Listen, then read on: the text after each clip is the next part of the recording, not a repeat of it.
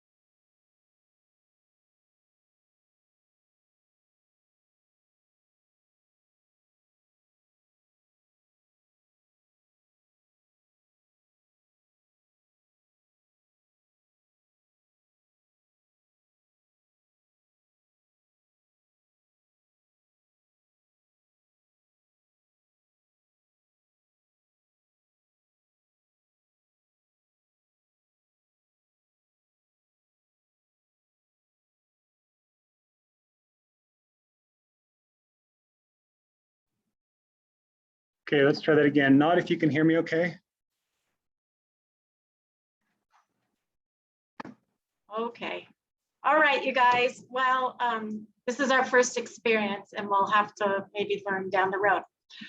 Okay, so we have the Johansson family. I don't know who they are, but I know Desra and Pam and Bryn are family members. I know Melanie thought she was going to try to be on tonight and wanted to know about how we prep and clean our food and how we store it. So I'm going to start with that in a couple minutes, but maybe first we should tell our story about becoming plant-based. Are you recording this, husband? Yes. Okay. And then I don't know if we want the chat box open in case you want to ask questions. If you have a question, it might be great to put like exclamation points. I mean, not exclamation points, but like question marks before your question. And then after a few of them, just maybe to catch our attention. We'll see how that goes. Okay. So you guys already know this except for one person, the Johansson family. So I feel odd doing this. Hello, Johansson family. We started just prior to the COVID-19 closure. And I started because I was looking for, I didn't want to go back to the 12-step program I had been doing to lose weight the first time. Back in 2012, I weighed 223 pounds. Today I weigh 132 pounds. And I didn't want to, for lots of reasons, I didn't want to go back to the way I had lost weight before. And so through meditation and prayer, I was guided to sprouting and then to microgreening and then to the movie Game Changers. And I had taken some classes previously that had mentioned the China study just a little. And then I decided to look into that more through Plant Pure or Forks Over Knives or something like that. Anyway, I decided to go plant-based and my husband decided to join me. At that time, I weighed 160 and it just took a couple months to drop 20 pounds. And it wasn't until, was it this year that we decided to cut out old fat, the nuts and such? Yeah, it was this spring. Earlier this year. That's right. Decided to cut out using nuts and avocado. We were not using oil, but a lot of nuts for making sauces. And I had never, in losing weight previously, I could get to 140, but never could get lower. And that was fine. I was fine with 140, but decided I just wanted to see if my body would surrender any more weight. And so now I'm down at 132. So I'll let my husband share his story and then we'll talk about how we clean and prep our food and store it for the week and then cook it. So sure, I've struggled with weight probably since 5th grade or maybe 6th grade. By the time we moved to New Orleans, which was early 2000s, like 2001, I was undiagnosed but diabetic, and I think in that first year or so, I got up to 420 pounds, 415, 420 pounds. It was a little tough because our scale only went to 400. So it was kind of a sad thing when I maxed out the 400-pound scale. Then, went to see a doctor, was diagnosed with diabetes, and wanted medication straight away. I said, wait a minute, why don't we try diet and exercise first? And they had like no advice for diet.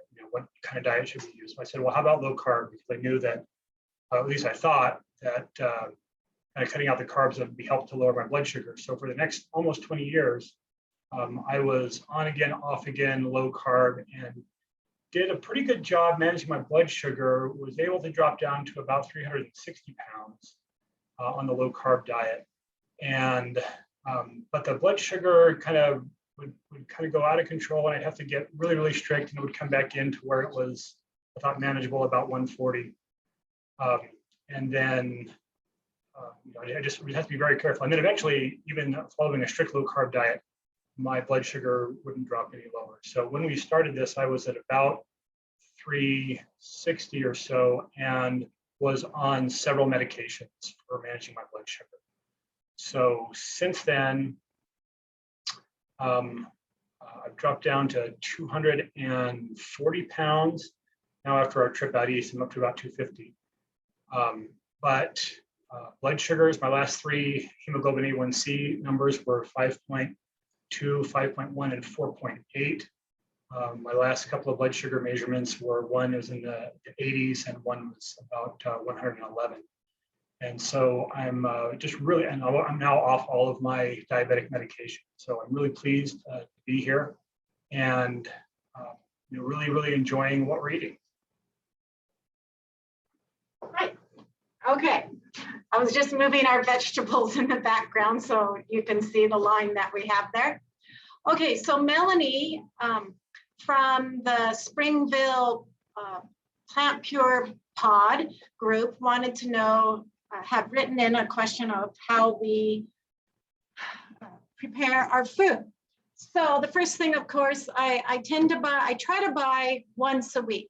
And I will say that right now I'm in a transition because I'm bringing salads back in at lunchtime.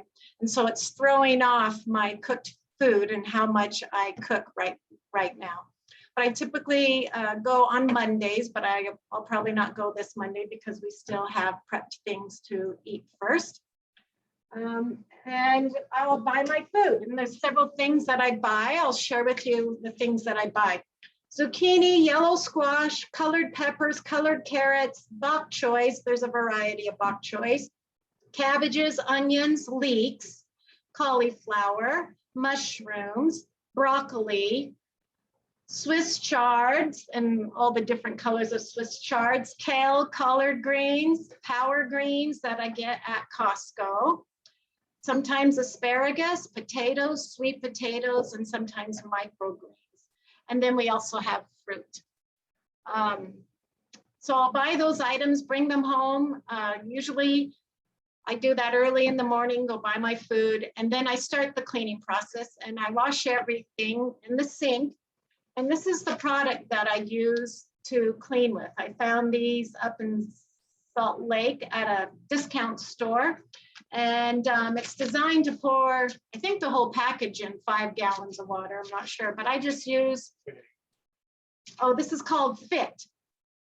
And you used to be able to buy it at Sam's Club as a liquid already made. And I just use a tablespoon in a gallon of water. And that's what I soak my vegetables and fruit in.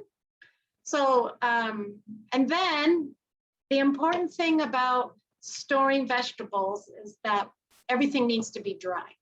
So as you can see behind me, Gove made me this vegetable drying line, and I just hang things up to dry, and I have a fan going that just helps things to dry sooner. And that can take a little while, depends upon how it goes. And this is just a string. And you can see, so it has, let's see.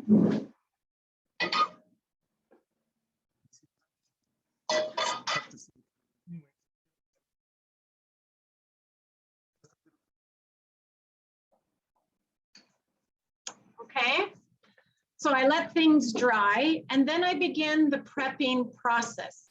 Wow, oh, thank you. Okay, and if you have questions, just put them in the chat and hopefully we will see them eventually. I'm kind of slow to see things, but anyway, any questions at this point? Okay, I will mention for those living here that I buy my groceries at a few places. I go to Sprouts. I use the Asian market, especially for all the bok choys that they have. I use the Mexican Rancho market, I think it's called, here in Provo, and Costco. Those are Costco, Sam's, Sprouts, and then those Asian market and the Mexican market is where I get everything. And I go to farmers markets at times as well.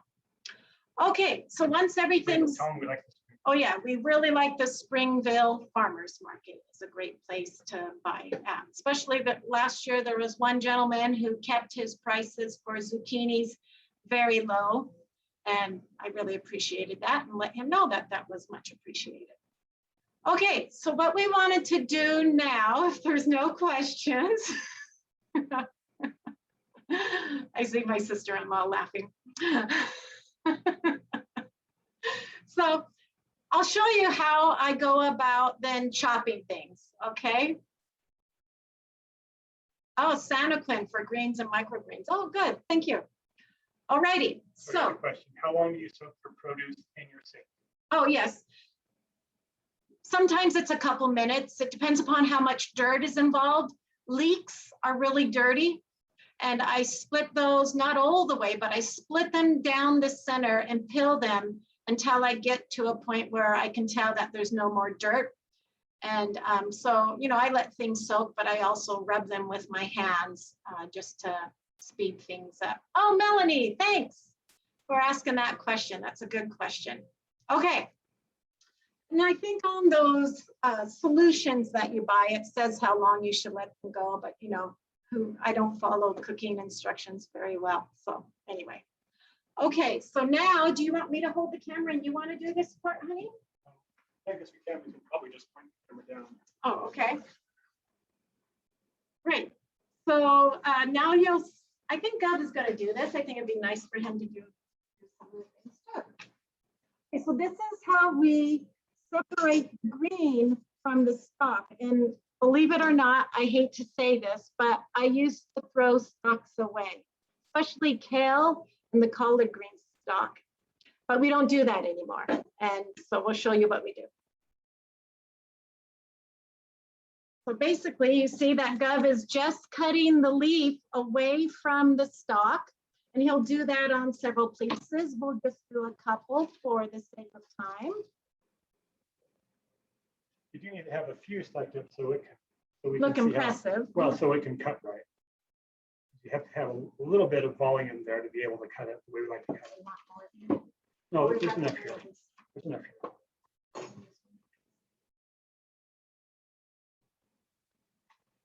So the one he's cutting now is from, I actually managed to grow one green collard green, Swiss chard, and one yellow Swiss chard out of all my seeds this year. And this one, this is the collard green. Is this the one? No, this is the Swiss chard. This is Swiss chard. I guess just a green Swiss chard. I guess on the Swiss chard, the stalk cooks pretty well, at least the part that's up in the leaf. So sometimes we don't actually cut that off. But once we get a stack of greens, and that stack's usually quite a bit higher, then we'll just kind of cut these into ribbons.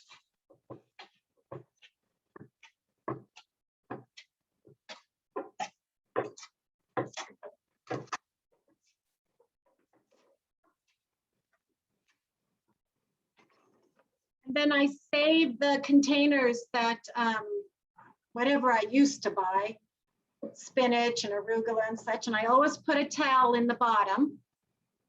So we've got the vegetables in there. The important part here is that the leaves are dry.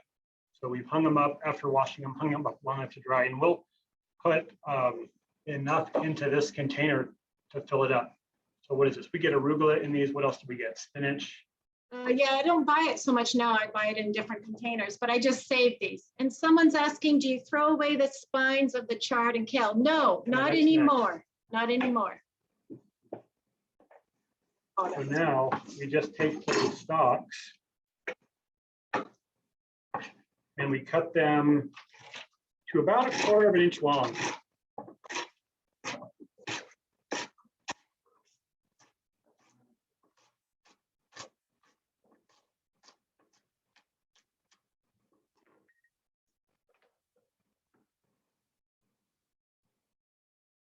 So that's about how we cut them.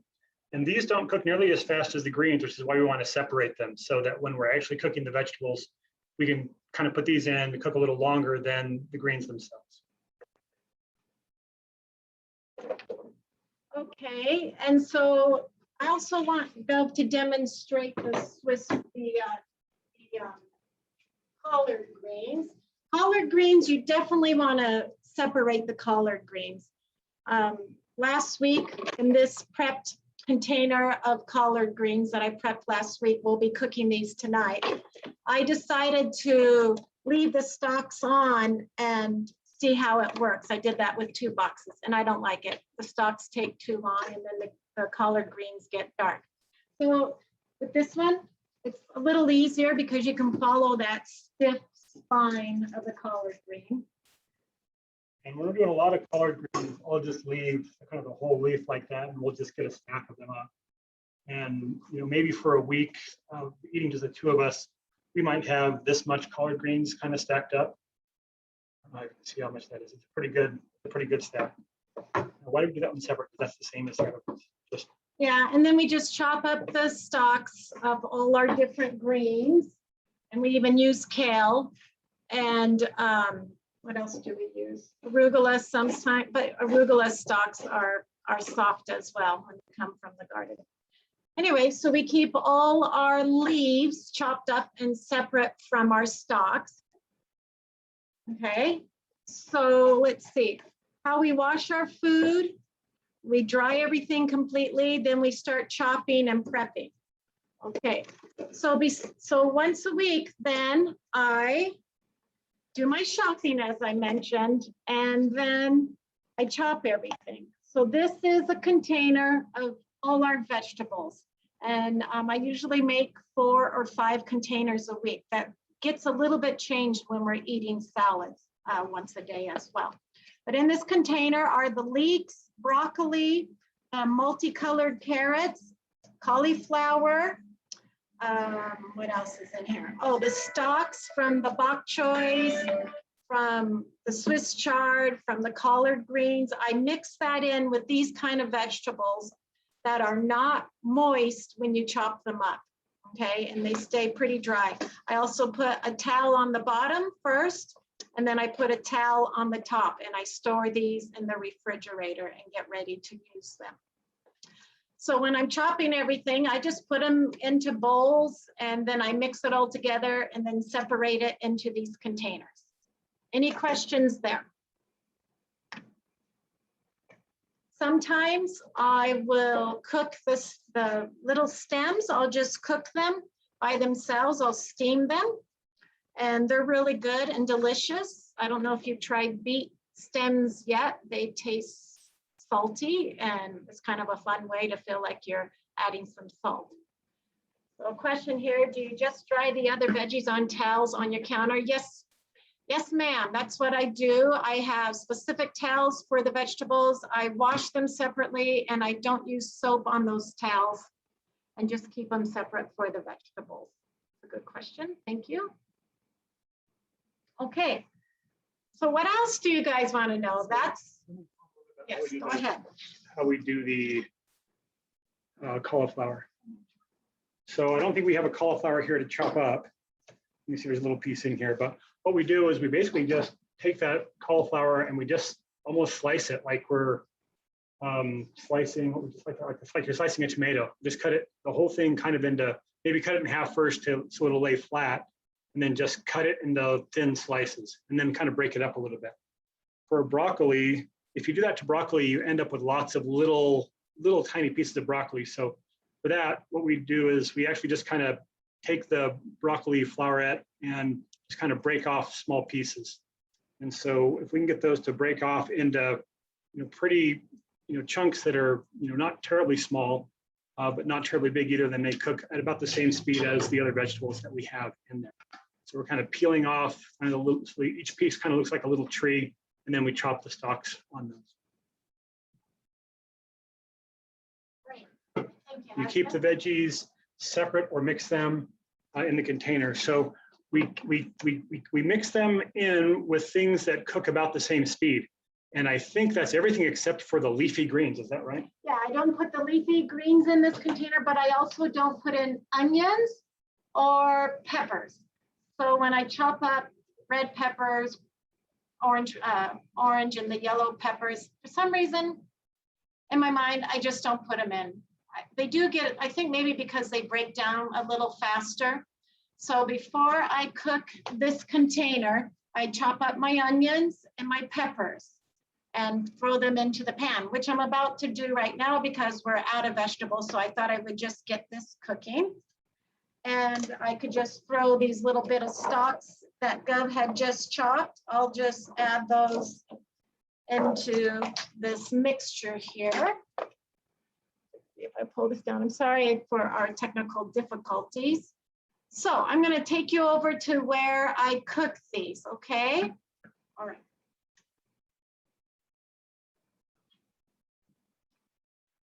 So this is our big roasting pan here. Yeah? It's going to be hard. Sorry, you guys. And I'm just adding some water. And then I've chopped up an onion. And I'll put that in. I've chopped up the peppers, but I'm not going to add them yet. And I've chopped up a yellow squash. And the other thing we've started adding is actually you can eat the bit of vine part of the squash that was connected to the plant. And we throw that in now and eat that as well. I usually cut that thinner than she does, slice it thinner. So I'll get my onions in. Oh, show her the burner. Oh. This is just a double burner right here. It's two burners that connect. That's one. I have it on high. Just all the vegetables. That's that whole mixture of leeks and carrots and cauliflower, celery and stalks from our greens. And sometimes near the end, so this I prepped last Wednesday, maybe before Wednesday. So sometimes the cauliflower will get a little dark on there, but that's okay. It's not bad for you. It will be just fine. It's not mold. Okay, and then we let that cook. So that's going to be cooking, and I cover this. So I have water in here, guys, but it's not a lot of water, okay? So a little bit of water. We'll mix things around. I'll probably end up adding, just looking right now, go ahead. More like a steam bath. It's not a heavy amount of water that's in here. And we won't take time to keep you on here and watch this cook. But just know that once things are fairly well cooked, I'll add the peppers. Actually, I'll throw those in now. And then in a little while, I'll add the squash. Yeah, okay. Sometimes I add them later as well. So we'll let this cook, you guys. It will probably take a half an hour. And that will be our food for about 4 meals. So someone's asking a question. We're trying to, let's see. Is this the container, the veggies for 1 meal? Oh, no, this container of vegetables that I am cooking right now gets us about 4 meals for 2 of us. So it'll get us, 1 day and maybe one meal the following day. It just kind of depends how much we're eating. Face the microphone when she turns her head. Oh, I'm sorry, you guys. Sorry about that. Okay. So did everyone hear enough about the vegetables that we're cooking? I missed a little bit there because of sound issues. Okay. So I add water to this big roasting pot that we happen to have. It's a double burner. Oh, okay. And I put all the vegetables in. I added onions and peppers, and in a little while, I will add the squash or zucchini, whatever one I'm using. Oh, she's cooking, yeah. And yes, so I'm cooking all of these combined vegetables together, and they're going to kind of take a steam bath. I need a little more water. This is my lid because we don't have a lid for this roasting pan. And it's like a turkey roaster, I guess. Yeah, I think we actually got it at BI for $3 or $4. Add a little more water. Now that's going to be cooking. The other thing I thought I would show you is cooking mushrooms. But let's look at questions first. Do you ever use an electric pressure cooker like the Instapot? I do use an Instapot. Just come over here and listen. I will tell you about the Instapot, what I cook in that, but I'm More going to cook tortillas. mushrooms. What's that? I hear someone. Are you asking a question? It's me, Janelle, asking about tortillas. Oh, hi, Janelle. I don't use tortillas much. What's your question about tortillas? So I use corn tortillas. Are they okay? Or I know flour wouldn't be, but are corn tortillas okay? Yes, they can be okay. Now I know who I'm talking to. Sorry, So- I'm muted because I'm not on visual because I'm not in a situation where you want to see me. That's okay, So- that's okay. So yeah, it depends upon how many you eat and if you know what you're putting on them, but corn tortillas are fine to use. Mhm.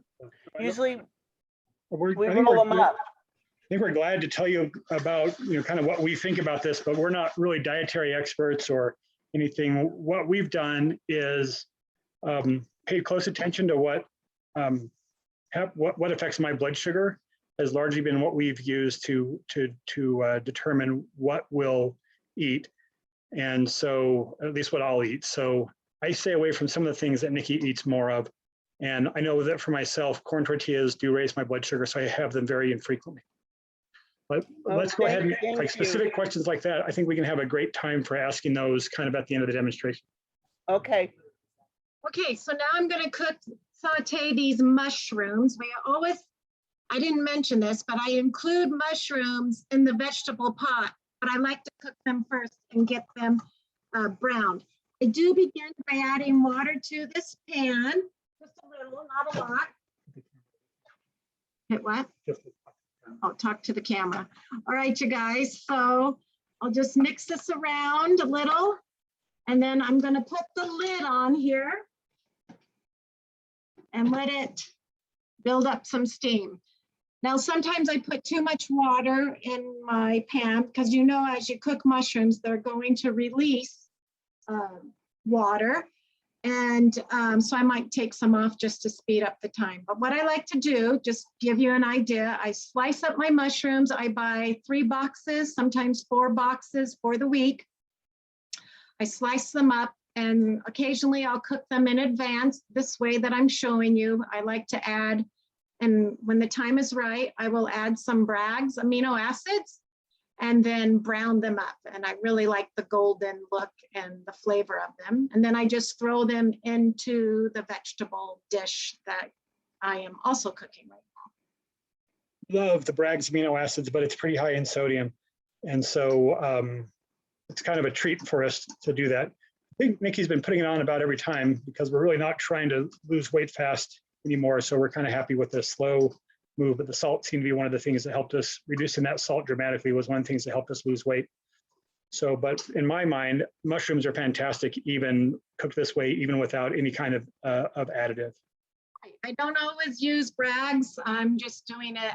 I did it the other day and I thought I would do it tonight because if it's hard to eat mushrooms, adding a little Bragg's helps the whole thing go along. Hello, cousin, niece, Emma. Okay, letting things cook. So let's take a look at the vegetables. So the water is boiling and I'll just mix things around. And it's gonna wait a little bit longer before I add the yellow zucchini. Okay, and let that keep cooking. And let's take a look at the mushrooms. You can see a little more fluid coming out of the mushrooms. I need to let that cook just a little bit more for them to soften up and get a little darker looking. And then we'll go from there. Now, let's talk about why those, while those are cooking, about the question here, do you use the electric pressure cooker like an Instapot? I do use the Instapot. I don't use it so much to cook my vegetables, my cruciferous vegetables.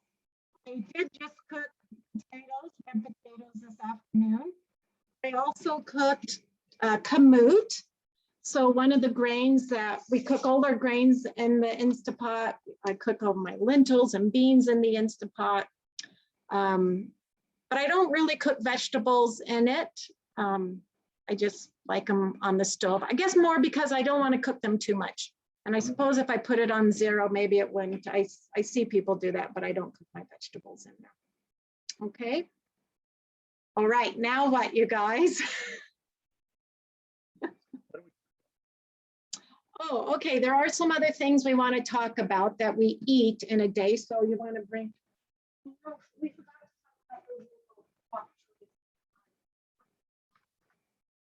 Okay. So one of the things we like to eat as well. Do you want to talk this part through since it's kind of something? Sure, yeah.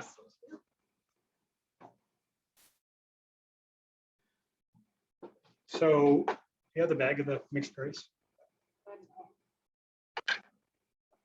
So this is just blueberries that we buy frozen either from Sam's Club or Costco, and then the triple berry mix. Sometimes if we're feeling a little bit decadent, we'll also add some of the frozen sweet cherries. And what we'll do with this is we'll take these out of the freezer like the night before, and then just let them thaw then onto the counter. So, and that will be kind of the main part of the meal, but we'll also add into it some kind of a grain. So we have a couple of grains that we really like to do this with. One is just oats. And so these are just cooked oat groats. So you could boil these until they soften. Or Nikki, how do you do them in the Instapot, Nikki? Yes. For oats, I just put in however, so if I make 4 cups, I add 5 cups of water. And I cook them for 22 minutes on high pressure. And then I leave them there until the little gauge falls back down. And that's how I make the oat groats. So we do the same thing either with barley or with kamut. We really like kamut as well. We haven't really tried to do conventional wheat. That would probably work well for you if you like the flavor. And if you have lots of hard red wheat in storage, it might be a pretty good way to use it if you're not sensitive to gluten. So kamut is a wheat that's very, very low in gluten, and it really has a nice flavor. So we'll add in. But let me talk about kamut, because I don't cook kamut water-wise. So today I made 6 cups of kamut and added 8 cups of water, okay? The question is, where do we purchase the kamut?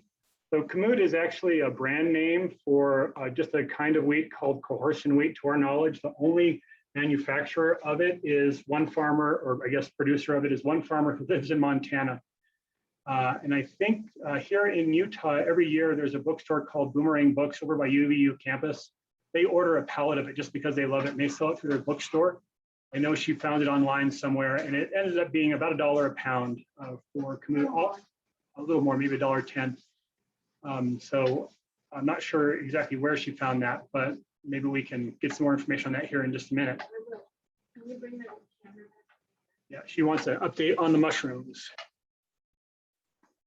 Okay. So the mushrooms have cooked out their water. And I'm gonna add a wee bit of brag, because it's kind of nice. Mix that around. Now that brag should release a bit more water. We'll see if it does. We'll leave that there. And then the greens over here look really good. I probably should have already added the yellow squash, but it will be okay. And sometimes I admit I overcook things sometimes. Oh, sorry.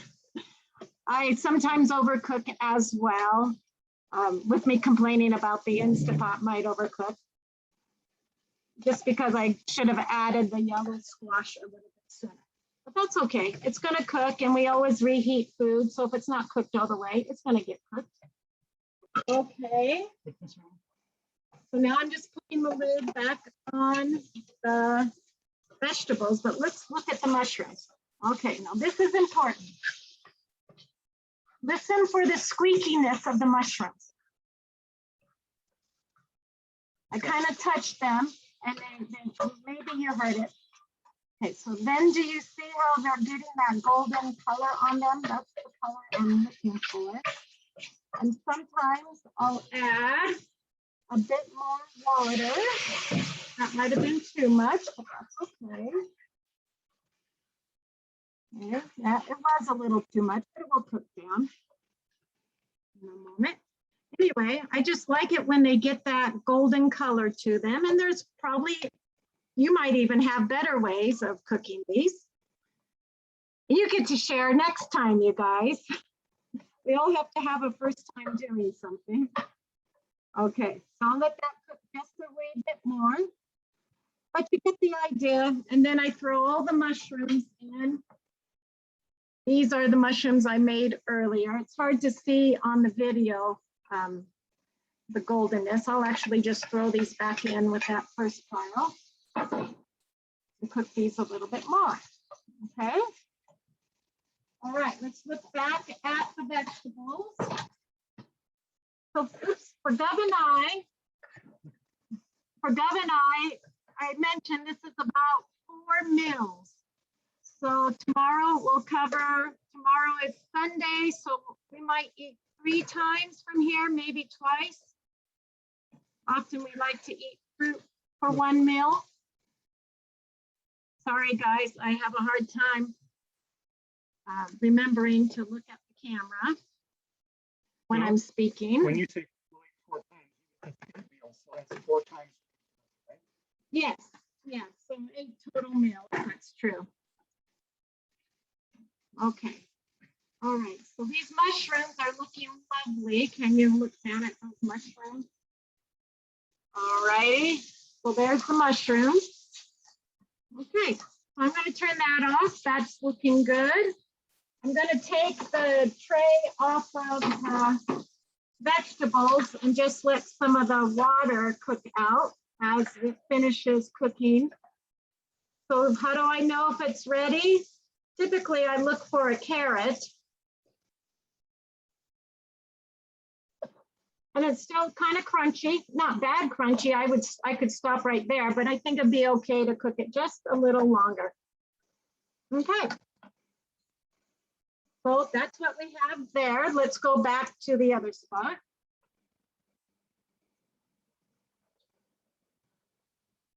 And I saw someone else chat, you know, it really is important and so helpful when you have other family members participating and supporting you in a plant-based diet, which is why we have to have these groups to be supportive of one another and to hopefully get together soon and have a meal together.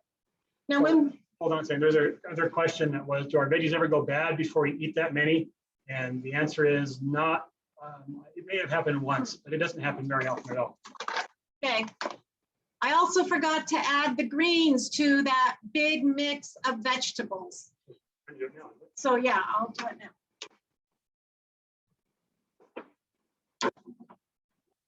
now. And so the greens in here include bok choy, kale, and collard greens. And sometimes this group, the greens there might be a couple spots that have gotten wilted and, or, you know, mushy, and I'll just throw those out. But for the most part, because they're so dry, when I go to store them, they function really well. Occasionally, I'll find some kale beginning to turn yellow, and I just throw those little pieces away if they've turned yellow. Oh, another beet greens? Yeah. Yeah, not in this batch. I don't think I have beet greens in this batch, but yeah, beet greens are fabulous. Never throw the tops of your beet. Always buy beets with the greens, and you can steam them or add the greens to this mix. Why don't you point down here? Okay. So now we have the green leaves, and I do need to put that back on and wet these with a little.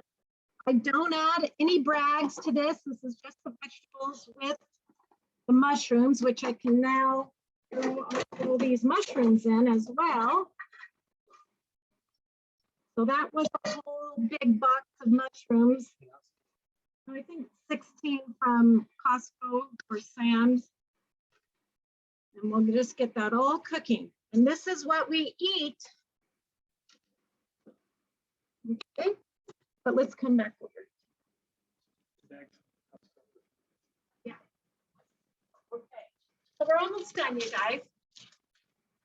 When we eat our greens, we just don't eat greens or, you know, that pot of vegetables. We include potatoes or sweet potatoes or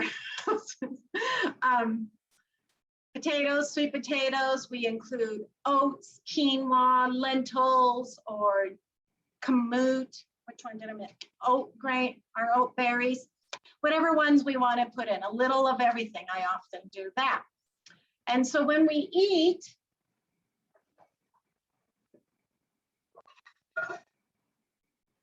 this is our bowls that we eat in, and we just fill it up, and sometimes it's not big enough, and we get a bigger bowl. But we don't need to get that. And I mean, it's crazy. We're eating all that food, and we're losing weight. We're definitely not gaining weight. If we're hungry, some people will eat just a couple meals a day. I don't do a big intermittent fasting, although I do go about 12 to 14 hours from dinner to my morning meal. I try to eat around 9 a.m. but sometimes I eat late in the evening. So there's that. Now, there is one other thing I want to share with you guys. This is Before you from, go to that, let me yeah. answer the question. So Okay. there's a question, why do you cook the mushrooms alone first?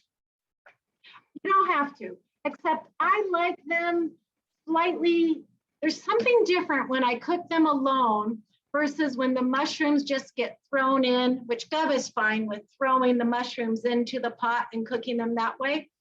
Maybe they're a little more crispy, they're just golden looking, and that's why I like to do it that way. That answer that question? Sure. And one of the things is that when you do add the brags to the mushrooms, then it kind of concentrates that flavor on the mushrooms. So when you get that bite of mushroom with the other vegetables, it's just a real treat. Mm-hmm. While we're still talking about the greens, why don't you talk about this particular Oh, pot? yes. We were out east this summer, and the wonderful thing, as soon as you head out east, Walmart sells bags of washed collard greens, mustard greens. Some places had turnip greens. It was fabulous while we were traveling in our RV. But here in Utah, we can't find those items, but we did find this. It's a trio of greens, collard greens, mustards, and turnips. So yes, they have them, but not nearby.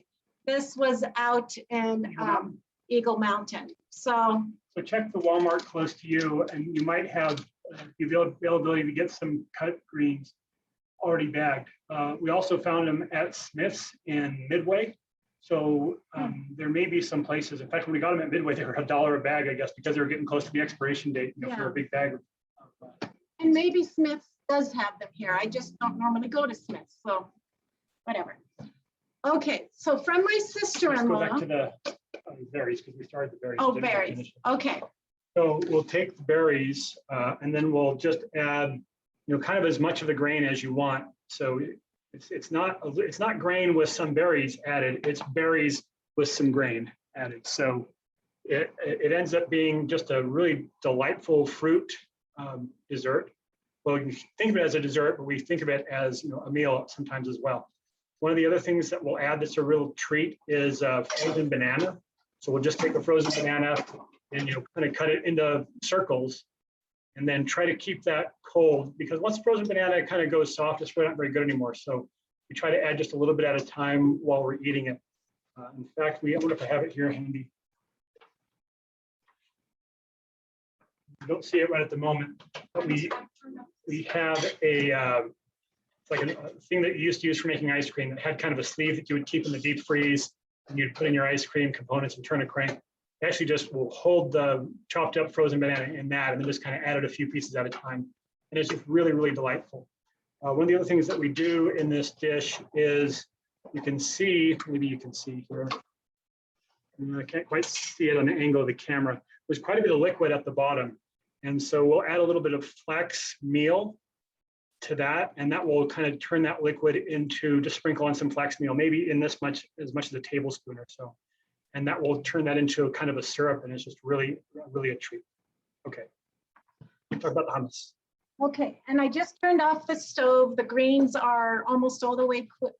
Quick look at it. Yeah, come take a quick look. And then I also tilt the roast pan so that the water comes to the bottom. And I will cycle the water. And, I'll need more vegetable water, so I'll save that water. I keep it in the fridge, and I use that for making some vegetable sauces, and I'll show you those right now.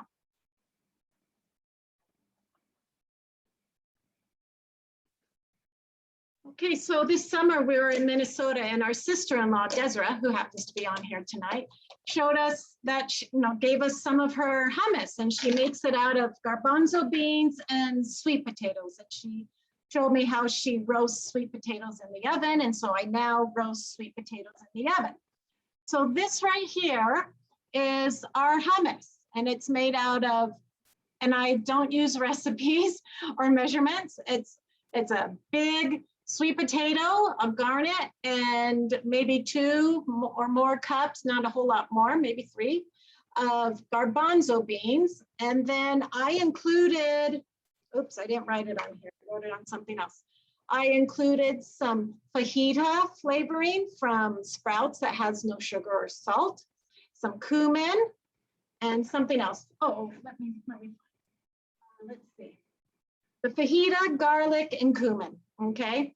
And this has become a really good hummus to put on things, and I'll use my vegetable water to thin it out so it's not so thick.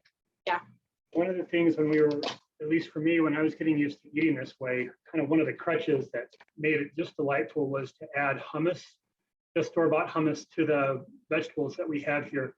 It really makes it creamy and just a delightful dish that I wouldn't feel bad about eating a couple of times a day.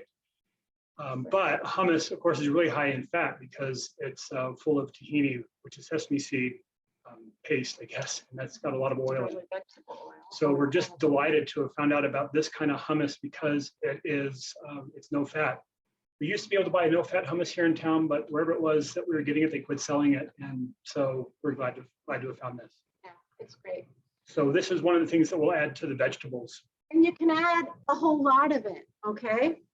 Now, the other thing I started making when we came home from our trip, I was just needing something more. Salads really are not my favorite without the old way of making salads with, ranch dress, just everything.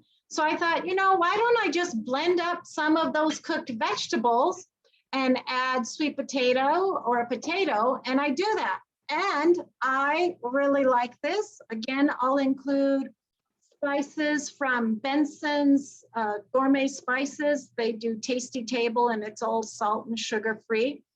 And now I could just pour this over whatever I want to have something on. It's very green, of course, because of the greens in that vegetable mix that we make. But I put it in the blender and now I have a sauce. I put it over potatoes.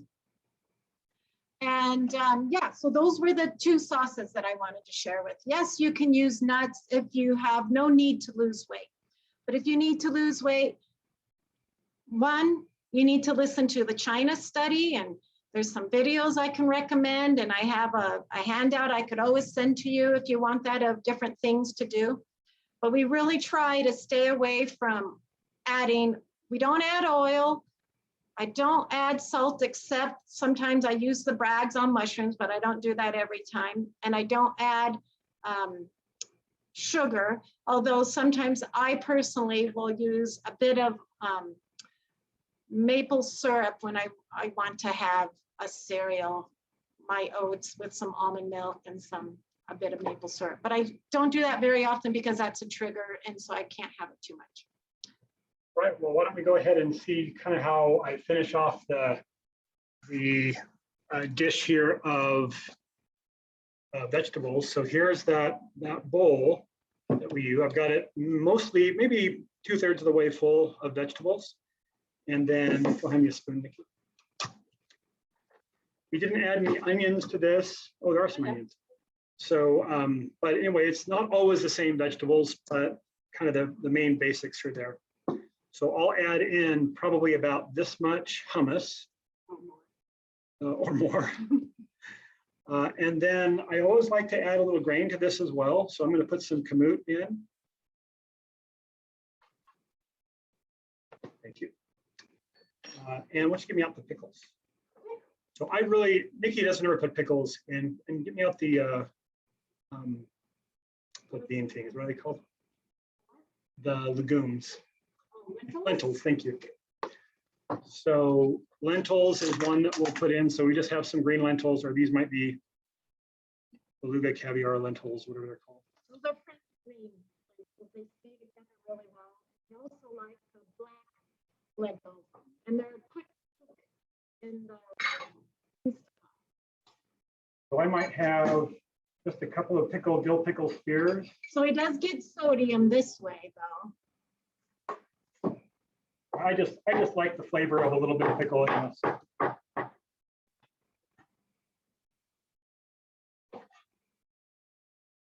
And then this is the thing that just makes it fantastic. So this is a reduced balsamic vinegar. I don't know where my wife buys these, but there's dozens of them. They have different flavors. This and almost any flavored one is fantastic to me. This one's called Sweet Heat, but I usually just grab the first one that happens to be on the turntable close to where we are. And you need to remember, not a gravy. So I don't know, I'll put in about this much. That's maybe 2 tablespoons. That's more than she'll put in when she's making it for me. She doesn't know how much it costs. And then this is actually just liquid smoke.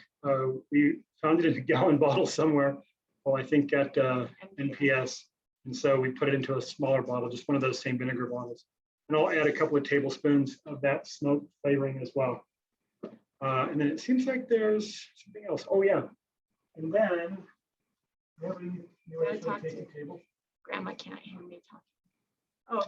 So we have a couple of different flavors of Mrs. Dash. Nicki has a product that she likes called Tasty Table. And so we'll add some of that on. And So this is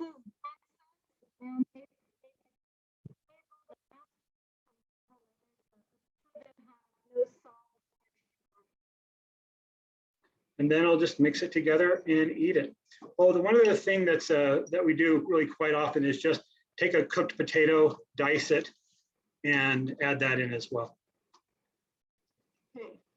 So you guys, that's basically it. Spike is great too. Yes, Spike. Yes, I've used Spike, and they do have a salt-free version. That's right. What else do we use? We use spices from, that Dr. Greger says to use. We use those as well at times, not every time. Did we get everything? Yeah. So, yeah, someone just posted californiabalsamic.com as a place where you can get those reduced balsamic dressings. So is another place called I think it's On Tap or the oil tap, something like that. It's in the Midwest. Anyway, you guys, we're finished. It's been about an hour almost. Do you have any questions? We'll give you a minute to type those in. Great presentation, someone said. Thank you, Kara. All right, well, what do you like to have for breakfast most days? Good question. I almost always have that vegetables that we cook. I have a potato at least twice a day with my vegetables. And I just found, you guys, if you live around here, the Asian market in Provo carries what they call yellow yams, and they're 99 cents a pound. But another name for these yellow yams is Hannah yams, and that's something Chef AJ talks about. And they're very sweet and they're drier, and I like a drier sweet potato. And so those are really good. And I used that in my green veggie dressing today, and so it has a sweetness to it. It's great. I really like it. So for me, a normal day is I'll have one meal that's just a fruit meal, and sometimes that's just watermelon. I absolutely love watermelon. I grew up across the street from a watermelon patch. And so watermelon, apples, peaches, bananas, oranges, we'll do that for one meal. I'll have one meal that's a salad. It's not my favorite meal, but it's usually just a balsamic vinegar dressing and some hummus. And then one meal that's these vegetables. That's pretty much what's regular for me. Okay, so Okay, someone Nikki's- asked a question. Oh, so they didn't hear about the tasty table. Oh, the Tasty Table comes from a company named Benson's Spices in Nevada. And then we missed a comment went past here. So do you follow Dr. McDougall and Chef AJ's nutrition style for the most part? Well, kind of. You know, Chef AJ says to eat to the left of the red line. It's all about volume and the amount of calories for the volume that you're eating. So the answer is yes, we like Chef AJ, we like Dr. McDougall, and I don't know that we follow anyone really, really strictly, but we've tried to learn principles from all of those people and apply them to the way that fits our lifestyle. Yeah, that is true. Okay, did I cover it, you guys? Did we cover it? Thanks so much for coming. Thank you, Desra, and everyone else. See if there's any more comments. All righty. Well, you have a lovely weekend. Thanks for supporting us and trying this for the first time. There's a question. So you literally eat veggies for breakfast. These vegetables are so delicious. I could eat them 3 meals a day for an extended period of time and be happy with them. You get to eat fruit, and it's wonderful. Post the recording link once we have it. We'll do that. Yeah. Yeah. So I guess, yeah, maybe just one kind of parting comment for those of you who are maybe getting started on this. The book that really convinced me that this was the way we needed to eat was the China Study. After we read the China Study, we went on to Dr. Colin Campbell. We went to Dr. Michael McGregor, How Not to Die. We then did his second book, How Not to Diet. And we also did Dr. Furman's book. What was his book called? Eat to Live. One called Eat to Live. And so all of these books were really helpful in getting us to get into the mindset and really learn the science behind why eating this way is so beneficial for you. I think Nickie just found a picture of me when I weighed about 380 pounds or so, and she wanted to show that. Well, there he was at one point in time. And yeah, it's lovely to see him so healthy now.